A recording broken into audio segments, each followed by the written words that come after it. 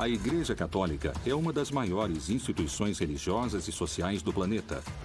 Por causa da sua estrutura hierárquica, da organização do trabalho, da administração do patrimônio e das suas atividades lucrativas, muitos a consideram como uma das empresas internacionais mais importantes. La Chiesa oggi si muove come una merchant bank.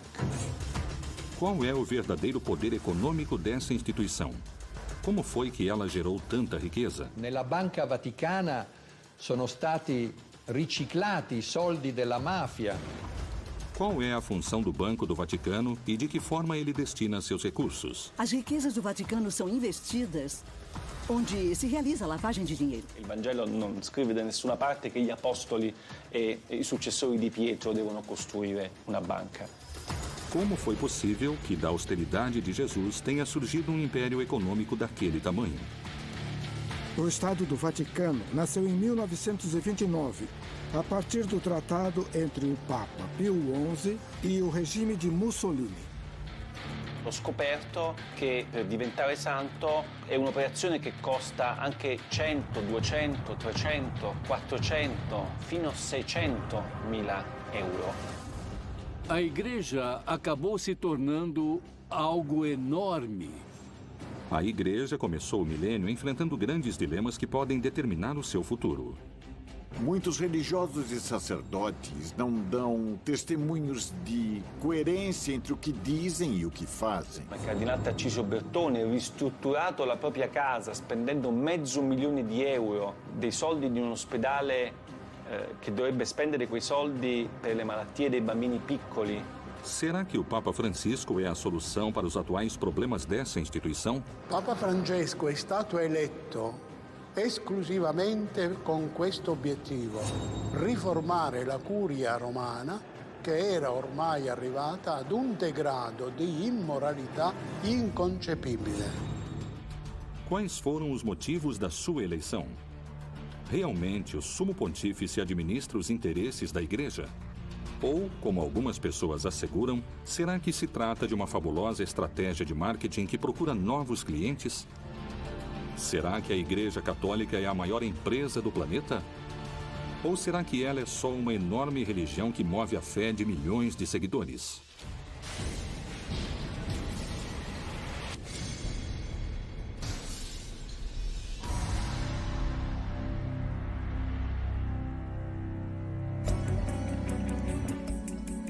As fontes da riqueza e os ingressos monetários da igreja são muitos e provêm de uma enorme lista de formas arrecadatórias. Esmolas, dízimos, primícias, pagamentos da administração dos sacramentos, batismos, casamentos, crismas, extrema-unção, heranças de particulares, aluguéis, investimentos e muitas coisas mais. Diferentes vozes críticas asseguram que a igreja acumula em ouro o maior tesouro do mundo. Il Vaticano ha una ricchezza che vale oggi intorno ai 15 miliardi di euro, che sono più di 16-17 miliardi di dollari americani. Ed è una ricchezza che viene divisa in una parte finanziaria e una ricchezza immobiliare. Il patrimonio immobiliare a Roma vale più di 4 miliardi di euro. Mas como e de que forma nasce essa instituição e sua riqueza?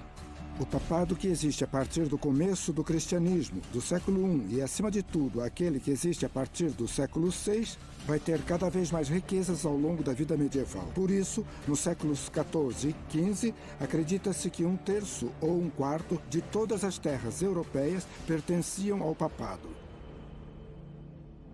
O Papa que está em Roma tem mais territórios do que qualquer rei ou governante da Europa nos séculos XIV e XV.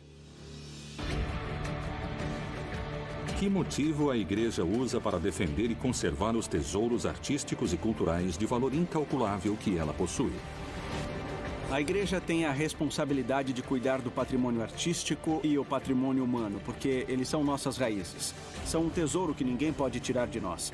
Seria uma pena se fossem perdidos por descuido. A igreja tem o trabalho de preservar o patrimônio artístico e cultural. E muitas vezes ela não tem recursos para fazer isto. E é uma pena que nem sempre possam cuidar dessas obras de arte como elas merecem. Le carte dimostrano che il Vaticano ha proprietà immobiliari importanti anche in Inghilterra, a Londra per la precisione, a Bond Street, una delle vie più eleganti e quasi tutta del Vaticano. Il negozio dove c'è Bulgari è di proprietà del Vaticano. Como foi que a mensagem de unidade e de austeridade do Criador, a base da religião católica, foi se transformando em uma igreja com grandes quantidades de dinheiro e que muitos consideram ostentação? Uma das perguntas é: até que ponto as igrejas católicas usaram o conceito de humildade determinado por Jesus? Um homem chamado Nietzsche, no seu livro intitulado O Anticristo, fala o seguinte: em toda a história da humanidade só houve um cristão, Cristo. Isso quer dizer que, se você está falando em humildade, essa mensagem não tinha sido levada em consideração. La Chiesa, per essere più umile, deve essere più povera. Anzi, deve essere povera. Deve avere uno spirito povero. Della prima beatitudine, beati i poveri in spirito. Perché deve riconoscere e vivere che tutto quello che la Chiesa possiede è un patrimonium pauperum e deve essere messo a servizio dei poveri. Desde a Roma Antiga, começou a formação de uma instituição que não deixaria de somar poder religioso, político e principalmente econômico. Qual foi o plano financeiro e monetário que a Igreja desenhou para incrementar suas riquezas? Principalmente no século XV e no começo do século XVI, a Igreja permitia o perdão dos pecados se o sujeito fizesse uma doação importante para a Igreja. O sujeito que doava suas terras para a Igreja, do meu ponto de vista, fazia isso apenas por um motivo. Esse sujeito acreditava cegamente que isso lhe daria acesso ao paraíso, menos tempo no purgatório e o perdão dos seus pecados. Le vecchie signore che lasciavano in eredità tutto alla Chiesa, come diceva una mia cugina, tutto ai preti. Se fai del bene alla Chiesa nell'aldilà, ti ritrovi premiato nell'aldilà. E questo è stato una delle fonti della crescita del patrimonio degli ecclesiastici. A Igreja vai investir seu dinheiro em todo tipo de empresas e por isso constantemente vai chegar dinheiro nos bolsos de Roma. E por isso se considera que no século XX e também no XXI, o papado tem muito dinheiro. E aquilo deu origem a todo tipo de teorias, mais conspiratórias ou menos conspiratórias.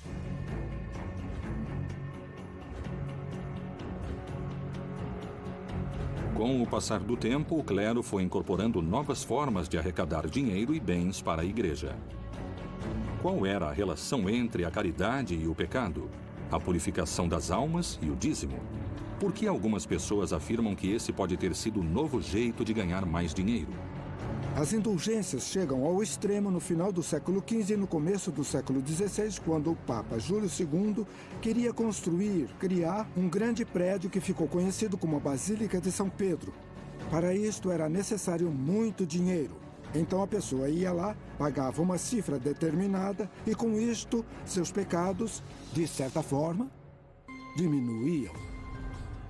Ci sono migliaia di cause di beatificazione, c'è un ministero apposta che si occupa soltanto di questo, che fattura centinaia di migliaia di euro tutti gli anni grazie a questo incredibile business. O Papa Francisco não quer só ser bom, ele quer que as pessoas vejam que ele é bom.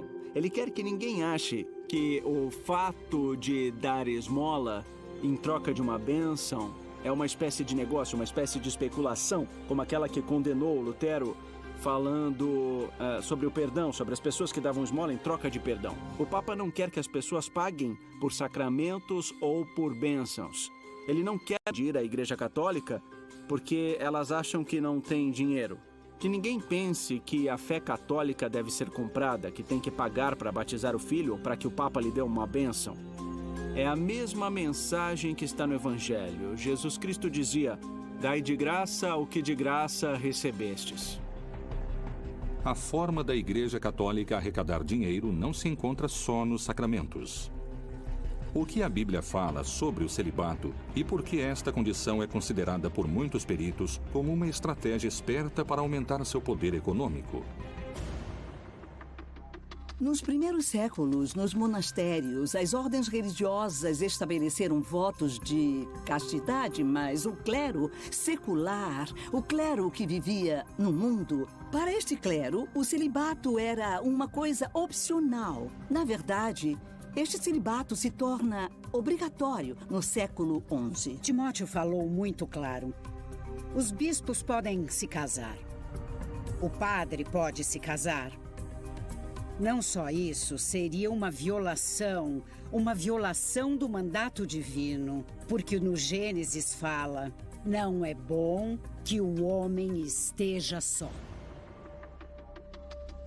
A Igreja, se apoiando no celibato do clero, garante também que as propriedades que um sacerdote ou um padre possa adquirir não vão se tornar uma propriedade individual, e sim uma corporação.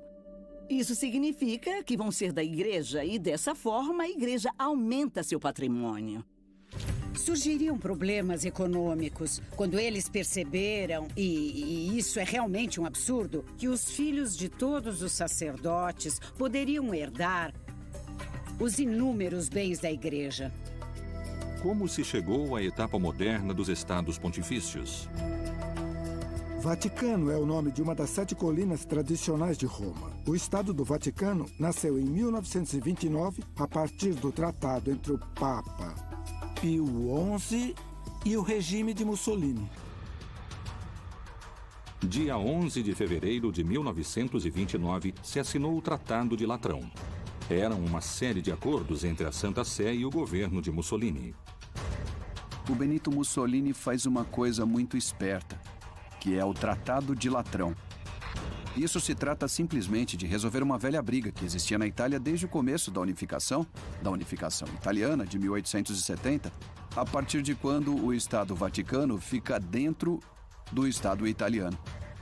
Concretamente, quais foram os benefícios que a Igreja teve com esses acordos assinados com Mussolini?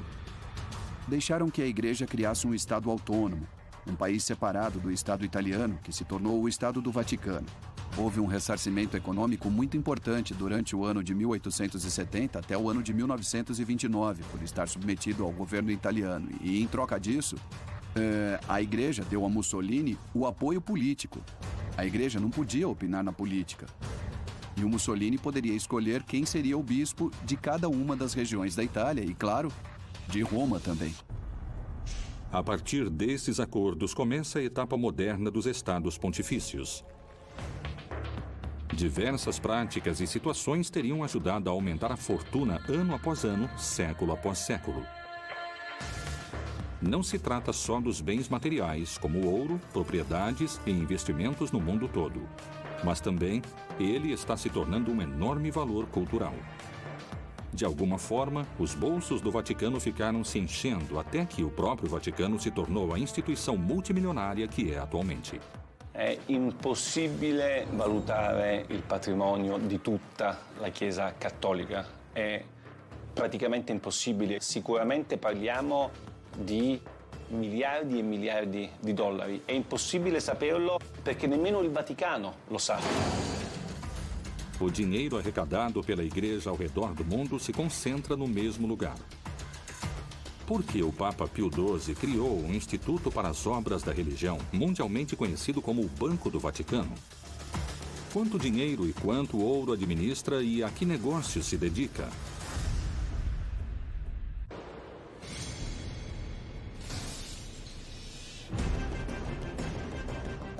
A incalculável fortuna da Igreja Católica se manteve em segredo entre os fiéis e as autoridades eclesiásticas. O que é exatamente o Banco do Vaticano e o que ele faz além de arrecadar? O Banco do Vaticano é uma instituição que foi criada para que as ordens religiosas, as instituições católicas, não tivessem seu patrimônio em poder de outros bancos que poderiam usar esse patrimônio para investimentos não éticos, talvez investimentos em armas ou na indústria farmacêutica especulativa, e também para facilitar as transações econômicas nos países em que a Igreja era perseguida. Non solo, il Vaticano ha moltissimi soldi che vengono fatti da donazioni, tipo l'obolo di San Pietro, o attraverso i guadagni che sono fatti dalla sua banca, i guadagni finanziari come lo IOR. Anche in questo caso questi soldi vengono gestiti in maniera secondo me piuttosto discutibile. L'obolo di San Pietro, per esempio, è una donazione che i fedeli di tutto il mondo fanno direttamente al Papa. Que benefícios econômicos teve a Igreja Católica com o Banco do Vaticano como ferramenta de investimento e arrecadação? As riquezas do Vaticano também são investidas em empresas onde, por meio de estudos das redes bancárias, podemos ver que si realizza lavagem di dinheiro. Nella Banca Vaticana sono stati riciclati i soldi della mafia, come ha dimostrato il Tribunale di Roma.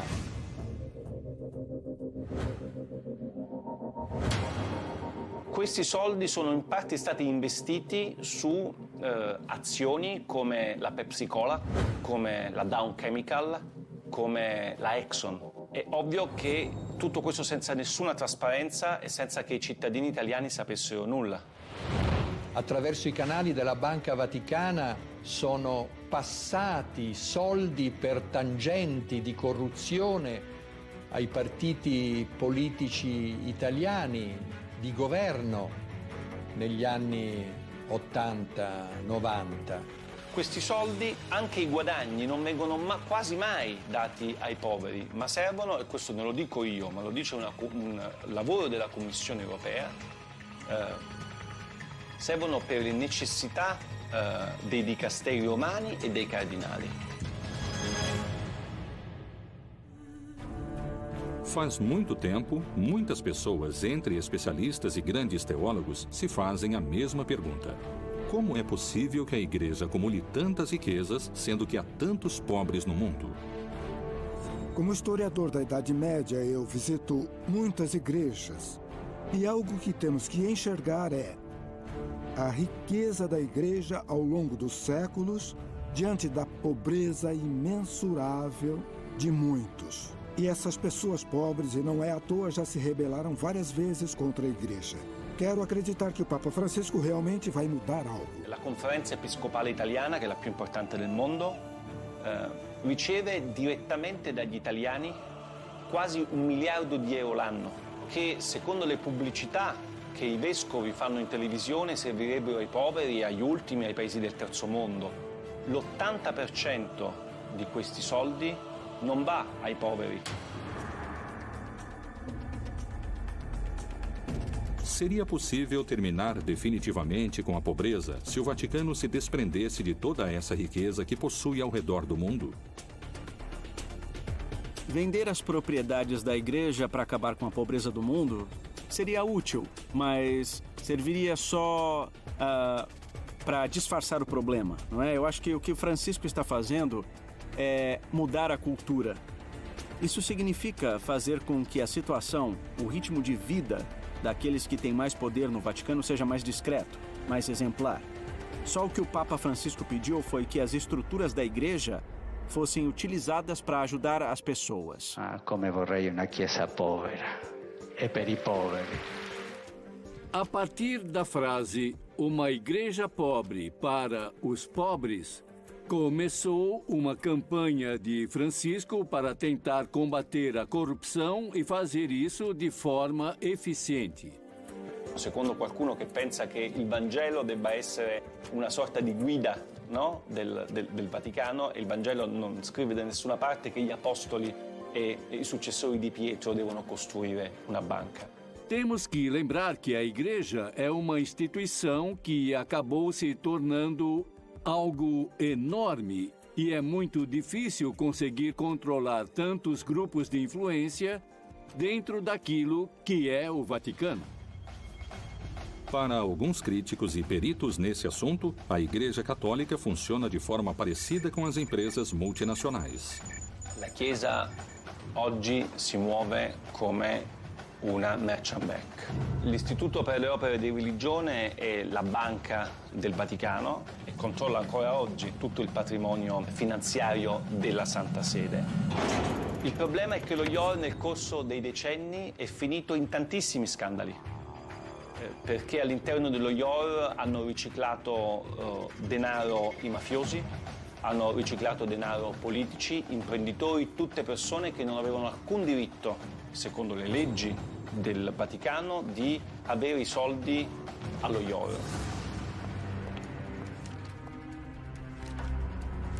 Que documentos vieram à tona que colocaram em xeque a Igreja? O escândalo do Vatilix II poderá ser o começo das reformas que o Papa Francisco quer na sua Igreja. O nível de diversificação da renda e dos gastos do Vaticano, o que podemos ver por meio dos acontecimentos e dos Vatilix 1 e 2, é muito obscuro. Era necessário que se fizesse uma reforma profunda.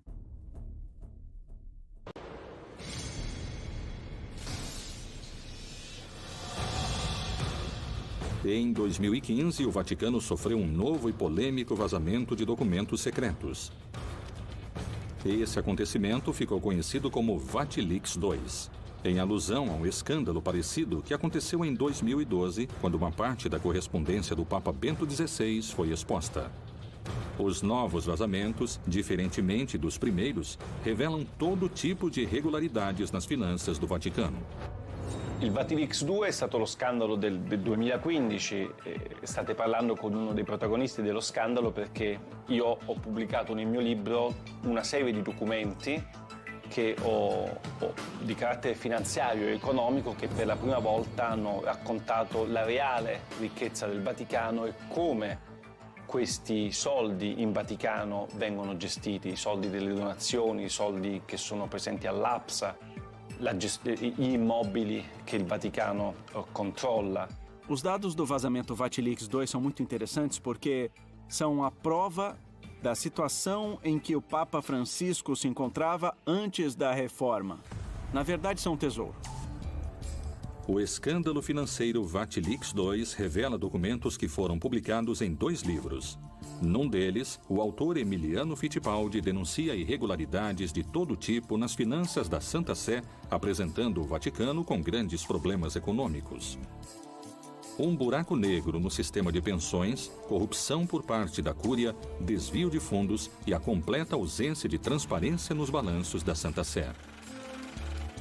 Secondo il Vaticano sono state 2 le persone che mi hanno dato queste carte, Monsignor Valeco Balda, che è un monsignore spagnolo che era il segretario di questa commissione d'inchiesta, e Francesca Immacolata Chaqui, che era il membro di questa commissione. Essas 2 pessoas que foram contratadas pelo Vaticano para ajudar o Papa a fazer a reforma da Cúria Romana, essas pessoas se desviaram do caminho e fizeram algo que não deviam fazer. Todos os documentos secretos, os dossiês que o Papa devia ler para pensar nas medidas que deveria tomar, se tornaram públicos. Queste 2 persone sono state arrestate 5 giorni prima della pubblicazione del mio libro e del libro Via Crucis di Nuzzi. Sono state arrestate perché sono state accusate di aver divulgato informazioni riservate e aver messo a rischio l'interesse della patria. Così dice la legge Vaticano. Os vazamentos desses documentos tornam a Santa Sé inocente ou culpada desse enorme escândalo. Quando eles foram publicados, já tinham se passado muitos meses depois que começaram a realizar algumas medidas para evitar esses problemas. Por isso, algumas pessoas consideraram que o vazamento desses documentos era uma forma de parar com essa reforma. E para outros, paradoxalmente, era uma forma de apoiá-la. Para o Papa Francisco, isto foi uma traição. Foi uma punhalada pelas costas. Vorrei dirvi anzitutto che rubare quei documenti è un reato. È un atto deplorevole che non aiuta. Quais são os fatos mais escandalosos que o Vatilix expôs? Cardinali di cui ho raccontato nel libro hanno, come il cardinale Tarcisio Bertone, ristrutturato la propria casa spendendo €500.000, dei soldi di un ospedale che dovrebbe spendere quei soldi per le malattie dei bambini piccoli. Invece lui ha preso, questi soldi sono stati dati al cardinale Bertone per ristrutturare la sua casa da 300 metri quadri. Il cardinale resta ancora, mentre parliamo, nell'attico, a godersi un attico bellissimo con un sistema Bose da €30.000 e con i marmi di Carrara nei bagni. Mentre Valleco Balda, che ha soltanto dato queste informazioni, è in galera. Mi sembra, molto contraddittorio come tipo di azione da parte del Vaticano. Durante todo esse processo, aquilo que veio à tona foi que tudo isto era uma história de uma superficialidade quase insultante. Será que as revelações dos documentos vazados ajudaram a Igreja Católica na sua tentativa de demonstrar transparência? Ou isto foi um golpe para a fé que faria a Igreja perder fiéis ao redor do mundo? Rapidamente, os vazamentos enfraquecem o papado. Isto é, se nós tornarmos públicos os pecados de alguns sacerdotes, vamos estragar o prestígio dessa instituição tão valiosa que é a Igreja Católica. E vamos enfraquecer a fé, que é muito importante e valiosa para nossos crentes. É mais conveniente para a Igreja Católica salvar o prestígio dela, e é mais vantajoso esconder essas coisas do que revelar tudo. Io non credo che il Vatilix sia stato un male necessario per una riforma del Vaticano, semplicemente perché io penso che il Vatilix non sia stato un male. Perché io penso che qualsiasi istituzione, soprattutto un'istituzione morale e religiosa come la Chiesa Cattolica, abbia solo che da beneficiare di una assoluta trasparenza. Non ci devono essere segreti. Esse tipo de vazamento sair à tona, por um lado, é inevitável nesse mundo das comunicações, onde nada pode se manter em segredo. Uma hora iam sair à tona. A curto prazo, isso pode desestabilizar a instituição, mas a longo prazo pode beneficiá-la.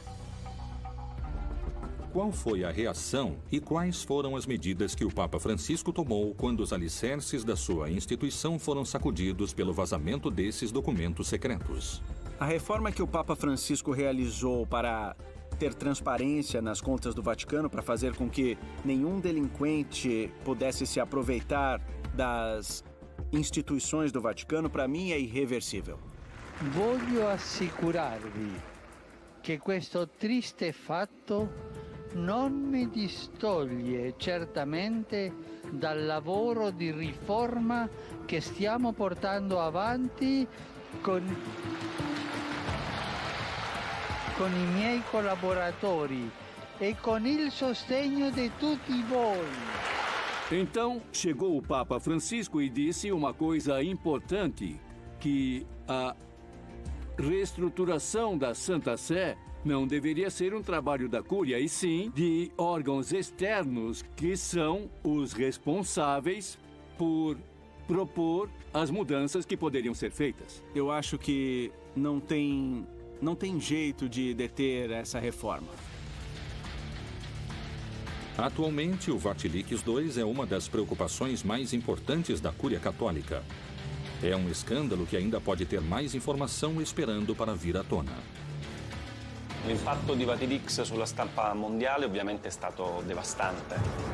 Mai prima erano usciti documenti riservati così importanti, soprattutto che riguardavano aspetti contemporanei della Chiesa. Io penso che la Chiesa debba smettere di lavare i panni sporchi dietro le mura leonine. Será que esses casos de corrupção podem afastar os fiéis da religião? Essas revelações seriam motivos suficientes para perder poder dentro do vasto universo da fé?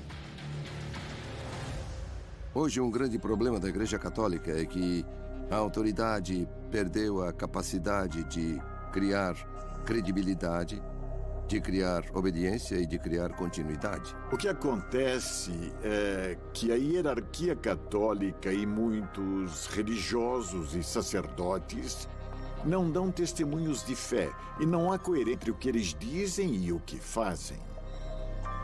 Se a igreja quiser recuperar a credibilidade e a legitimidade, ela tem que enxergar os problemas e começar a solucionar, senão... Porque enquanto os problemas ficarem escondidos, eles vão se tornar uma panela de pressão. Os mesmos peritos que percebem a quantidade de fiéis perdidos por causa desses escândalos acusam a igreja de utilizar estratégias de marketing para recuperá-los. Até que ponto essas declarações são verdadeiras? Quais seriam as ações usadas para conseguir esses objetivos?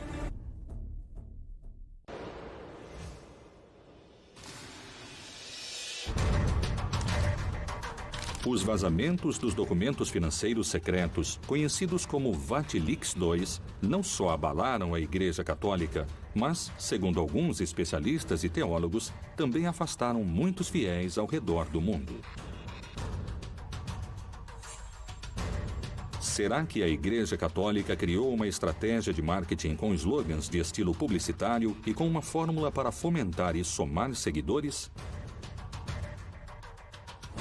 Por que algumas pessoas falam das aparições da Virgem, dos milagres dos santos e das canonizações como uma estratégia de marketing? A partir do século VIII, os católicos tinham a estratégia de utilizar os lugares sagrados dos povos dominados ou conquistados para colocar neles símbolos religiosos e católicos e, desse modo, começarem o trabalho pastoral. Conforme a Igreja ia evoluindo nos últimos anos, os papas destacaram cada vez mais a necessidade de levar santos a todas as comunidades. Aproximadamente no ano de 1357, numa igreja da França, começou a se exibir um manto com o corpo e o rosto de Jesus impressos. Depois deram esse manto à Santa Sé e ela o deixou na Catedral de Turim. Rapidamente, o sucesso trouxe um grande número de fiéis e também de detratores. Falam que esse manto é o tecido que cobriu Jesus quando ele morreu. O problema é que, na Idade Média, existiu o tráfico de relíquias, por exemplo. Isto é uma farpa da cruz de Jesus Cristo, tanto faz. Então, isto me parece muito pouco verdadeiro. Mas não é só essa relíquia que é considerada por algumas pessoas como uma hábil estratégia de marketing para atrair novos fiéis. Quando os conquistadores chegaram na América Latina, quando, entre aspas, descobriram a América, todos aqueles conquistadores fundaram muitas cidades com nomes ou advocações da Virgem. Essa era a melhor forma de se aproximar dos nativos, dos indígenas.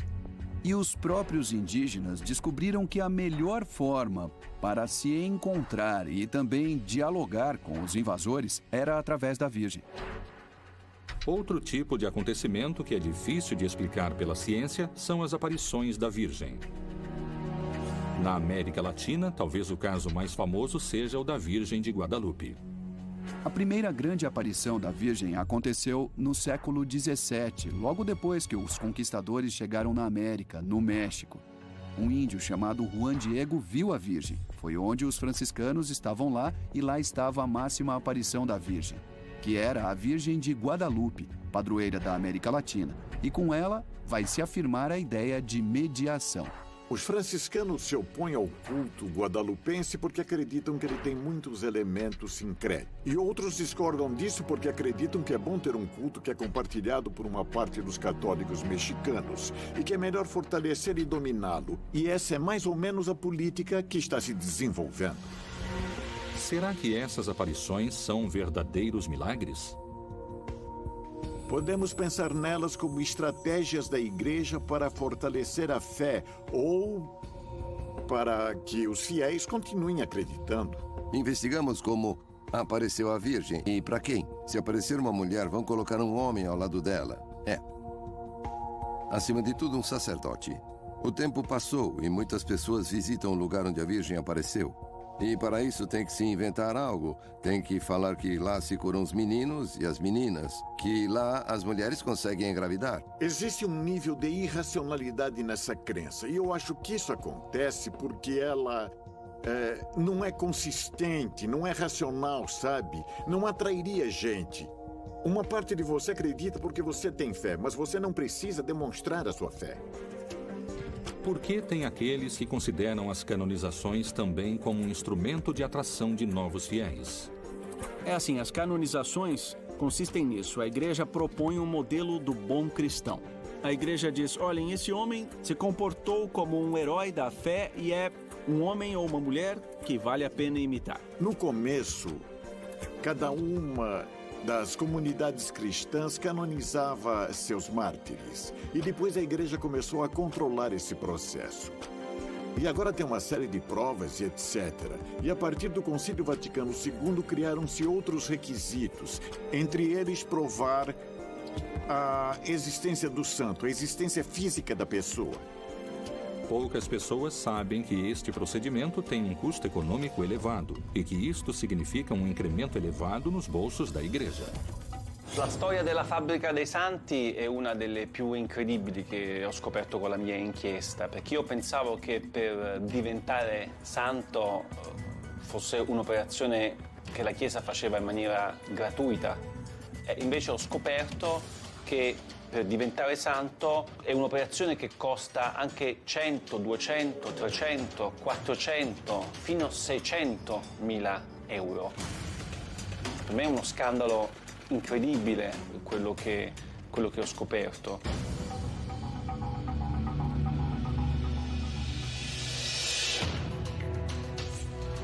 Relíquias de procedência duvidosa, visões milagrosas difíceis de comprovar e canonizações envolvidas em manobras econômicas apresentam controvérsias, dividindo fiéis e detratores. Por que os detratores asseguram que a eleição do Papa Francisco se trata da mais ambiciosa estratégia de marketing da história do Vaticano? Se realmente tiver uma estratégia de marketing envolvendo o Papa Francisco, eu gostaria de contratar esse estrategista de marketing para minha empresa, porque ele conseguiu mudar completamente a cara da igreja. Acredito que o estrategista de marketing da marca Francisco é Jorge Mário Bergoglio.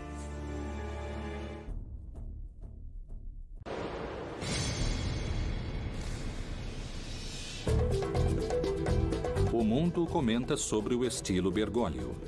Roma e o Vaticano vendem souvenirs nas ruas e os meios de comunicação no mundo todo falam da papamania. Será que a igreja está gestando uma mudança?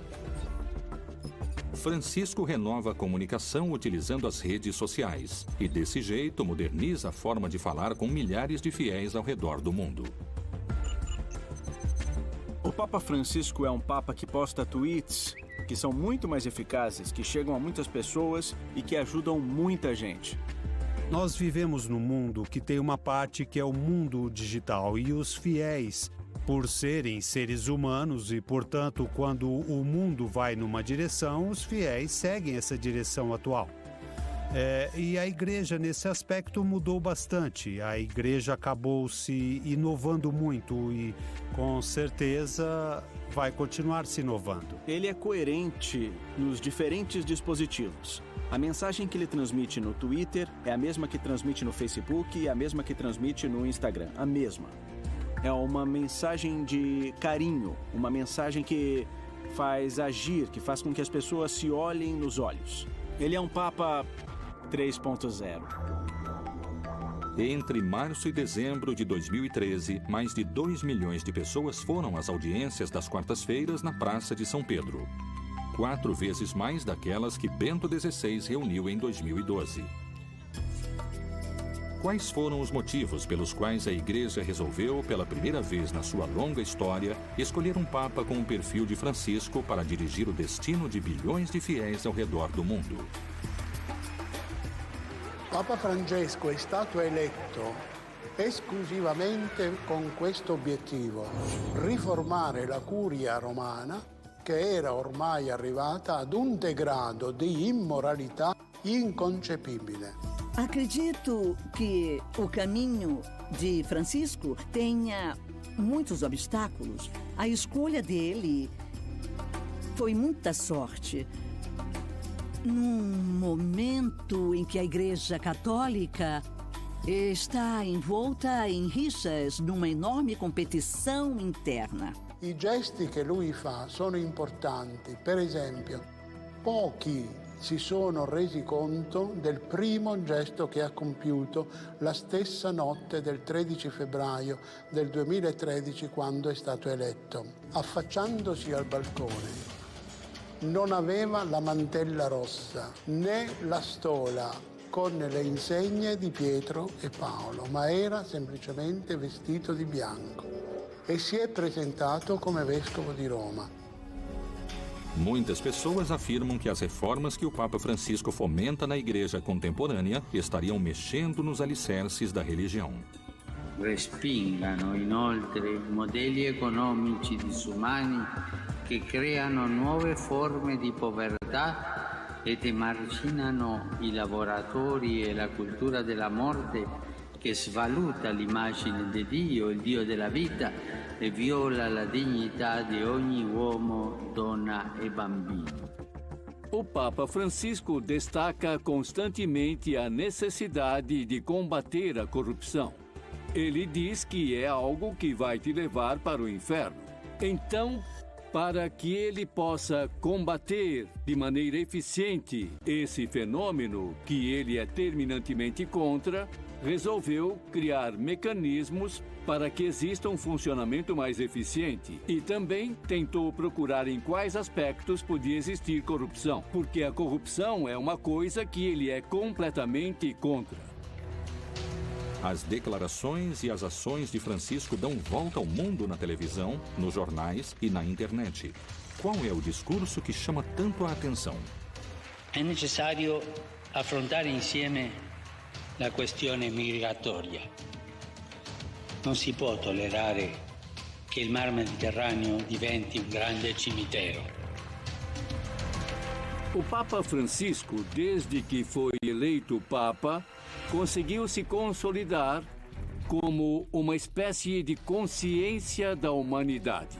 Para mim, que sou católico, a revolução que o Papa Francisco está começando me fez mudar o jeito de enxergar as pessoas. La Chiesa povera e per i poveri di cui parla Francesco sia ancora molto lontana dal diventare realtà. La Chiesa è ancora molto ricca, i cardinali sono ancora molto ricchi, lui è l'unico che vive in 20 metri quadri, tutti gli altri continuano a vivere in 300, 400, 500 metri quadri. C'è gente che dice che Francesco è solo un predicatore che fa solamente dell'apostolato, ma Francesco è un papa che governa. A Igreja Católica é uma instituição de dimensões incalculáveis. Se passaram mais de 2000 anos de história desde que foi criada como uma instituição eclesiástica e é colocada por vários peritos à altura das maiores empresas do planeta. Se os santos, as virgens e as canonizações fazem parte do divino, ou se elas são hábeis estratégias de marketing para atrair fiéis, isso continuará sendo um mistério a ser revelado. Para algumas pessoas, é uma empresa com estratégias de marketing que se dedica a abrir contas monetárias sem descanso. Para outras pessoas, significa a salvação da sua alma e a porta ao paraíso, onde vão poder descansar em paz.